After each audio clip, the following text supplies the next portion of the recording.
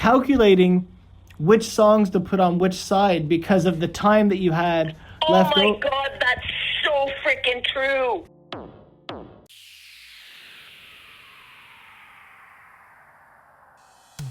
A couple weeks ago, I posted a picture online of some tapes that I have in my car. I got a comment from a friend of mine who lives in the area, and she said that she actually still has her tape collection. Well, part of it, the most important part of it, her mixtape collection.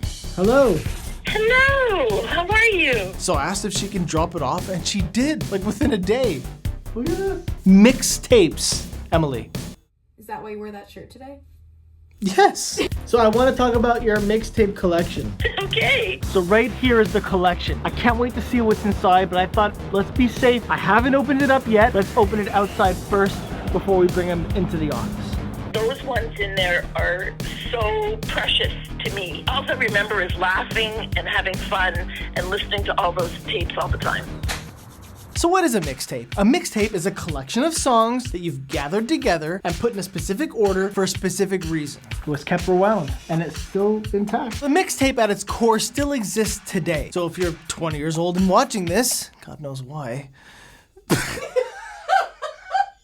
you're probably gonna think, what's the big deal? It still exists in my playlists and in my Spotifys. To understand the importance of the mixtape, you've gotta understand the era that they came from. So back in the 80s, you were able to buy music on 3 different formats. LPs were still around, cassettes were really popular, and CDs were just starting to come onto the scene. But looking at commercials from that era, or magazines, it was one thing that seemed it was being pushed more than other things, and that were cassettes, blank cassettes. It's like they wanted us to make our own compilations. The Drive at 5, that one is definitely taped from the radio. You're in the drive of Jill Lankshire of Point Claire on 98 Rock, Shome FM. So in the 80s, before the internet, there was 2 ways you could make a mixtape. The first way is to find a double tape deck.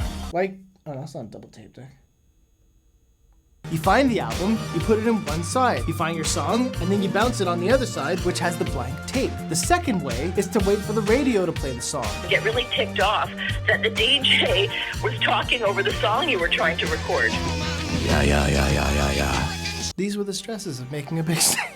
But the other big thing was the actual art of the mixtape. You see, people put a lot of physical labor into building a personalized collection, something that was specific to you. It didn't look like anyone else's. You would think of all those fun times and make a tape about them. And that's what the inspiration came from, to do them all. So titling. You'd usually find a good title for the mixtape that would help locate that tape in the moment in time that it came from. Like Summer Mix 86 or Summer 11. I had a blast. I'm gonna name the tapes out to you. Cal Songs, Madonna. We were at spring break. It was me and 2 girlfriends. Oh my God, pictures of booze. It was disgusting. Numbering. You'd number your mixtapes. The first one would be number 1, the number 2, and so on. These weren't standalone products. They were a part of your mixtape family. They were your musical children. And in this case, this woman had about 15 children. Somebody to love. That's my Queen era. So now it's the order. You don't just throw the songs on because you're doing them one at a time. These were specific selections. The orders were not just on shuffle. There was no shuffle back then.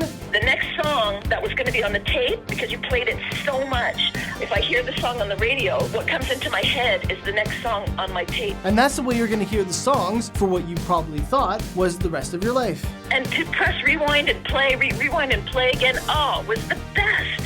It was a labor. It was an intense labor to get this thing. I might be overreacting. It's so cool that I'm even talking, that somebody else is even remotely interested in this stuff, because this was my life. So now you can understand, when someone said to me that they still had their mixtapes, I knew right away that I had to help preserve their collection, so that they can always remember the days when we all used to say, hey guys, I brought a mix. Where's the stereo at?